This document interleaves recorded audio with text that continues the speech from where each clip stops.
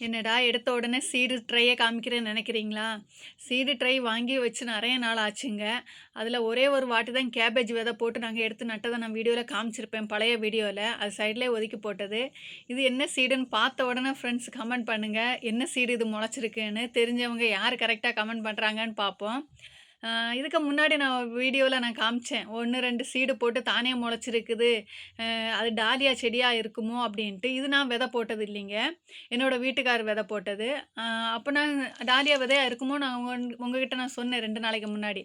ஆனா இந்த ட்ரைல விதை போட்டது எனக்கு தெரியவே தெரியாதுங்க. இவ்ளோ பெருசா வளர்ந்து நிக்குது. வளர்ந்த பிறகு தான் தெரியுது டாலியான்னு. இன்னைக்கு காலையில தான் பார்த்தேன்.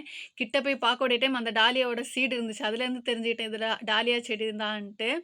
எப்படி வளருதுன்னு நமக்கு பார்க்கலாம். இதுக்கு முன்னாடி ஒரு வாட்டி நாங்க வச்சிருக்கோம். அது ஒரு சைடு ஒரு அடுக்கு பூவாயிடுதாங்க டாலியா வரும். நம்ம இந்த ஆன்லைன்ல ஒரு ஃப்ரெண்டு சொல்லியிருந்தாங்க. அ ஆன்லைன்ல நாங்க வாங்கி வச்சோம் சிஸ்டர் டாலியா செடி வந்துருச்சுன்னு. டாலியான்னு சொல்றதுக்கு ஒருத்தங்க கமெண்ட்ல சொல்லியிருந்தாங்க. டாலியான்னு சொல்லாதீங்க. டெய்லியான்னு சொல்லுங்கன்னு சொல்லியிருந்தாங்க.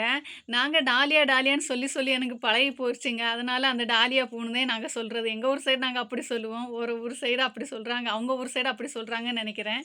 ஏதோ ஒண்ணு. எனக்கு டாலியா தான். அவ்வளோதான். தாமரைப்பூ பாருங்களேன், நேத்தைக்கு மொட்டா இருந்துச்சு. இன்னைக்கு அழகா விரிஞ்சிருக்குது. அதோட காம்ப காமிக்கிறதுக்கு வேண்டி தான் நான் மெயினா உங்களுக்கு நான் இந்த வீடியோல காமிச்சேன். அதோட காம்ப பாருங்களேன், எவ்வளோ பெருசா இருக்கு. ஒரு பெரிய கம்பு நீளம் அளவுக்கு இருக்குதுங்க. அவ்வளோ நீளமா போய் ஒரு பூ பூத்து நிக்குது. பூவும் அழகா இருக்கு. அதோட காம்பு அத விட அழகா இருக்குது. பாருங்களேன், ரெடியா நிக்கிறாங்க. ஹனிய குடிக்கிறதுக்கு வேண்டி ஹனி அந்த தாமரை பூல. எவ்வளோ அழகா இருக்கு பார்த்தீங்களா? இன்னைக்கு 2 நாளா கொஞ்சம் வெயில் அடிக்கிற மாதிரி இருக்குதுங்க.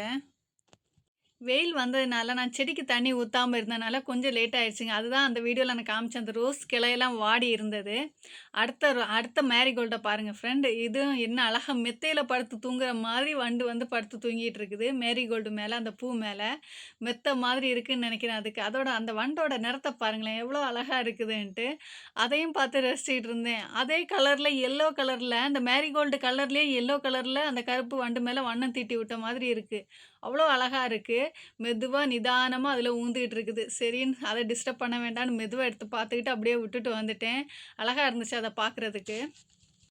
விரியணுமா? விரிய வேண்டாமான்னு யோசிச்சுட்டு இருக்கேன். வெள்ள ரோஸ பாருங்களேன்! அவ்வளோ அழகா இருக்குது. ஆனா, அது விரியாம நடு சைடு ஒண்டியா மொட்டா அழகா வெயிட் பண்ணிட்டு இருக்குதுங்க. அதே மாதிரி கல்கத்தா ரோஸும் பூ விட்டுருக்குது. ஃபர்ஸ்ட்டு எல்லோ கலர்ல பூத்துக்கிட்டு, அப்புறமா பிங்க் கலர்ல அழகா சேஞ்ச் ஆயிரும் இந்த ரோஸும். இது இங்கிலீஷ் ரோஸுங்க. வாசனையான அழகா பூத்து நிக்கிறாங்க. கோரியாஸ் செடியில மொட்டு வந்திருக்கு. இதுலேருந்து விதையும் வருங்க. பக்கத்திலேயே நிக்குது. அந்த ரோஸ் பக்கத்திலேயே நிக்குது. இந்த வீடியோ புடிச்சா லைக் பண்ணுங்க. சப்ஸ்கிரைப் பண்ணுங்க. Thank you. பாய்.